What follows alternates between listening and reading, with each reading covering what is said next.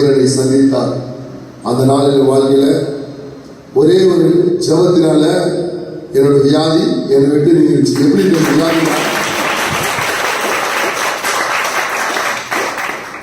நானும் 33 கோடி தெய்வங்களை வணங்கியிருந்தது ஒரு மனிதன் தான். நான் இயேசு கிறிஸ்துவை அறியாத ஒரு குடும்பத்தில் பிறந்தவன் தான். ஆனாலும் என்னையும் நேசித்து இந்த தேவன் சுகம் கொடுத்தார். அப்பதான் இயேசு கிறிஸ்துவை தேட ஆரம்பிச்சேன். இந்த தெய்வம் யாரு? 33 கோடி தெய்வங்களை வணங்குமே, இந்த தெய்வம் யாரு? அப்பதான் வானத்தையும் பூமியும் படைத்த சர்வத்தையும் உண்டாக்கிய தேவன், வானாதி வானங்களை உண்டாக்கிய சர்வவல்ல தேவன், இவர் மாத்திரம் தேவன், இவர் ஒருவர் மாத்திரம் தேவன் என்று அறிந்து கொண்டேன்.